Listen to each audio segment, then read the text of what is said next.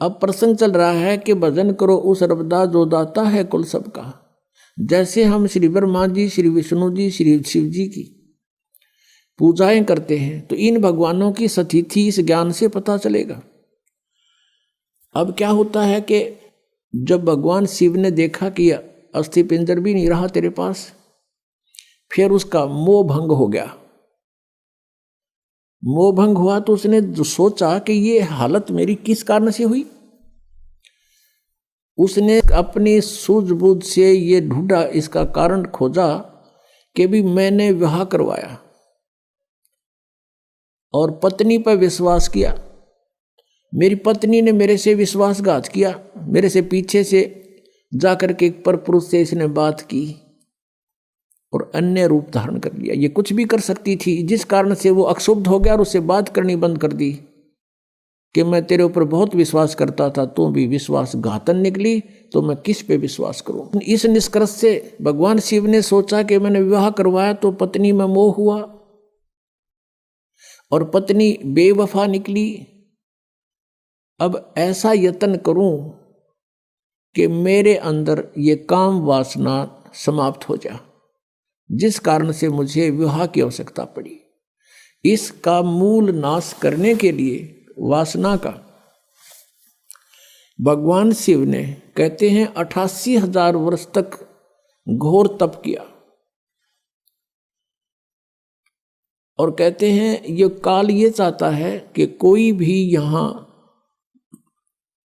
प्राणी विवाह के बिना ना रहे, यानी वासनाओं को कोई कंट्रोल ना कर ले, कहीं यहाँ पर फिर रिवाज पड़ जावे और संतानों उत्पत्ति ना करें। संतानों उत्पत्ति नहीं करेंगे तो मैं खाऊंगा कैसे, हम तो उसके बकरे और बकरियां हैं काल के। इसलिए उसका पूर्ण प्रयत्न रहता है, भरसक प्रयत्न रहता है कि कोई भी प्राणी वासना रहित ना हो जाए। अब उसने क्या किया, कामदेव को एक पुरुष रूप तैयार करके वहां भेज दिया। अपना आत्मा जैसे ऑल आउट होती है, ऑल आउट को कहीं लगा दिया जाए घर के कमरे किसी कक्ष में, तो वहां मच्छर चक्कर काटना शुरू कर देते हैं, उसको ऐसे डगमगा जाते हैं, गिरने लग जाते हैं, उनके बस की बात नहीं होती। ऐसे एक देव है, उसके अंदर उसने ये गुण विशेष पर रखा काल ने, और वो जाकर के वहां बैठा दिया उसके आसपास। तो उसके कारण भी भगवान शिव जी में कोई अंतर नहीं हुआ, वो तप करता ही रहा। फिर उसने कामदेव ने अपनी पत्नी, उसका नाम रति है, उसको भेजा। वो बहुत खूबसूरत है, भगवान शिव के सामने डांस करने लगी। उसने सारा कुछ कर लिया, भगवान शिव पर कोई असर नहीं हुआ। और यहां तक कहते हैं कि भगवान शिव ने अपना तीसरा नेत्र खोल के और कामदेव को वहां नाश कर दिया, भस्म कर दिया।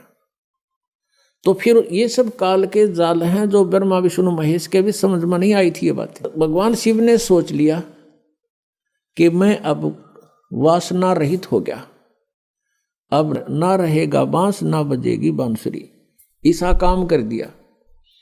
वहां से चल, अब काल ने सोचा भैया तो बात बिगड़ेगी, दूसरे और देखा ये ऐसे ही फिर बैठ जाएंगे हठ योग करने के लिए, यह तो बात बनी नहीं। कहीं औरों की भी रुचि ना हो जाए, हम भी भगवान शिव जी की तरह से वासना रहित होएं।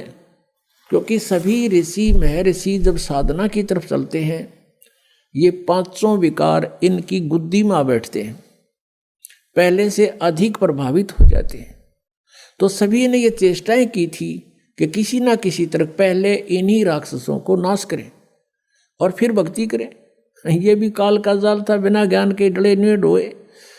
तो अब भगवान शिव जी की कथा को पूरा करते हैं, फिर ऋषियों को लेंगे। अब क्या हुआ, अब काल ने ब्रह्म ने सोचा ये और व्यक्ति नो सोच बैठेंगे ऋषि महर्षि, भगवान शिव ने तो कर दिया काम, ये तो वासना रहित हो गया और हम पीछे रह गए, कहीं वो भी जा समाधि लावें, इस तो पहला कर दूं काम। कुछ दिन के बाद शिव जी के अंदर प्रेरणा भर दी काल ने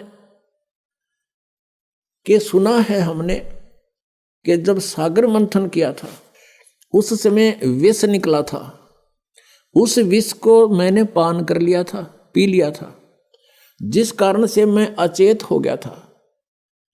और जो बताते हैं उसमें से अमृत निकला था या शराब निकली थी, दारू मदिरा, 2 कलश निकले थे। राक्षसों ने अमृत का कलश उठा लिया था और राक्षस यदि अमृत पी जाते तो अमर हो जाते। इसलिए भगवान विष्णु ने एक मोहिनी रूप बनाकर एक स्त्री का और राक्षसों में जाके डांस किया था। कहते हैं बहुत सुंदर थी वो मोहिनी रूप में, भगवान बड़े सुंदर लग रहे थे और राक्षस मोहित हो गए थे। राक्षसों से वो अमृत का कलश सिर पे रख के डांस करती करती उनको मदहोश कर दिया था। वो कलश दूसरी तरफ पकड़ा दिया था और मदिरा का कलश सिर पे रख के वापस उनको दे दिया था।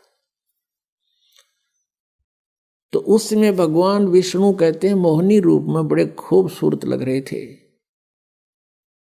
अब भगवान शंकर के मनमाई के भगवान विष्णु के पास चलते हैं, क्यों ठाली हो गया था ना पार्वती साथ में, तो चलो वहां बातचीत करते हैं और उनसे वो रूप देखूंगा।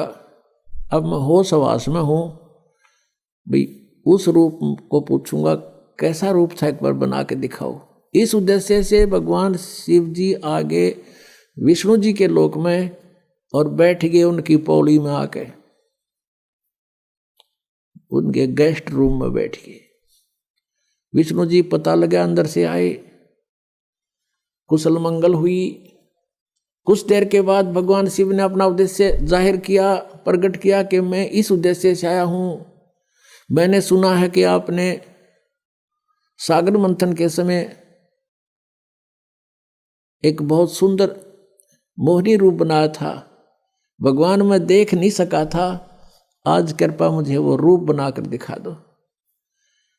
भगवान विष्णु हंसने लगे कि हे भोलेनाथ, वो तो कोई सर्कमस्टांस थे और जब वो बनाना पड़ गया, ये बताओ नी रूप बनाऊं, कोई बात हुई या मुझे शर्म लगेगी। अब भगवान शिव जी कहने लगे कि जब तक आप मुझे वो रूप बनाकर नहीं दिखाओगे तब तक मैं यहां से नहीं जाता। मैं तो ये बैठ गया, और बैठ गया उनके द्वार का आगे पार्क में, बगीची में अठ योग करके। भगवान विष्णु ने सोचा कि 88,000 वर्ष तक उड़ा बैठ के आ गए, अरे भी इसने आड़े चमटा गाड़ दिया, ये उठे नहीं।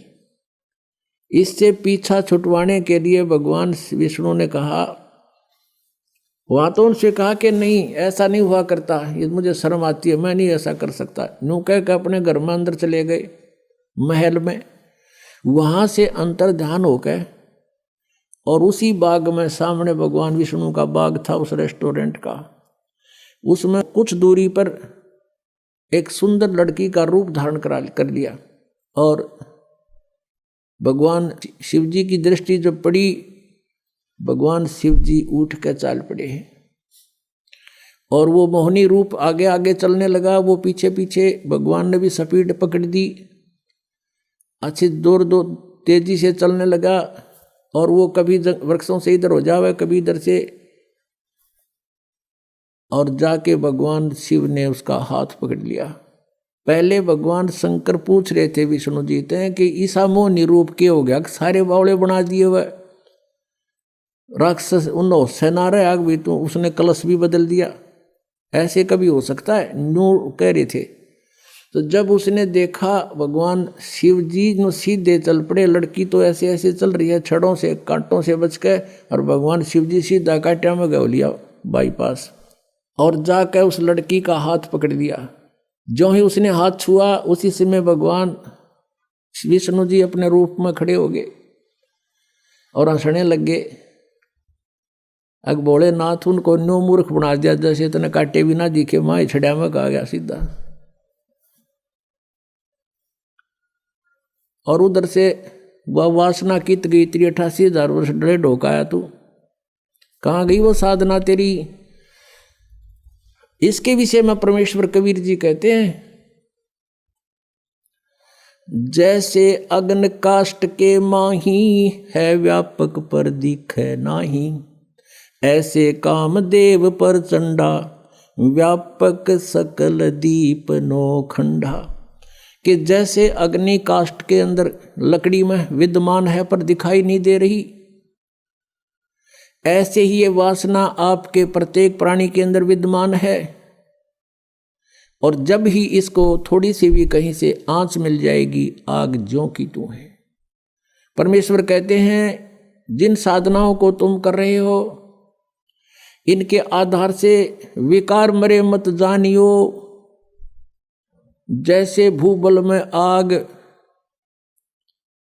जैसे गोस्सा होता उपले, या कोई अग्नि को जो लकड़ी जल जाती है, धंधकती रह जाती है, उसको अंगार बोलते हैं। उस अंगार को राख में दबा दिया जाता है और कुछ घंटों के बाद उस राख को ऊपर से ऐसा लगता है जैसे ये बिल्कुल शांत हो चुकी है, उसमें कोई हीट नहीं रहती, गर्मी नहीं होती। और जब उसको निकाला जाता है तो वो आग, वो लकड़ी पहले से भी अधिक तेज मिलती है, धंधकती मिलती है, वो कोयला। तो यहाँ परमात्मा कहते हैं जो साधनाएं तुम करते हो ये व्यर्थ प्रयत्न डले ढो रहे हो। विकार मरे मत जानियो, जो भूबड़ में आग, ये थोड़े से दिन शांत हो जाते हैं और जब भी अवसर आता है ये नो के नो एज इट इज मिलते हैं। इनका तरीका बताया परमात्मा ने, जो हम साधना बताएं और ज्ञान आधार से ये आपके जो विकार हैं ये शांत हो जाएंगे और धीरे धीरे ये बिल्कुल नॉर्मलाइज हो जाएंगे। खत्म नहीं होते लेकिन नॉर्मलाइज हो जाएंगे और ज्ञान के रस्से से ये बांध दिए जाएंगे, फिर ये हिल नहीं सकते। अब कितना ही शरारती पशु है, उसने अच्छा करड़ा बांध दिया मोटे रस्से थे, वो करें जाएगा फूं फूं, अपनी थोड़ी बहुत रेंज होती है उसकी, तो वो हानि नहीं कर सकता। ऐसे ये परमात्मा के ज्ञान से और इस भक्ति की शक्ति से ये ऐसे कंडम हो जाएंगे।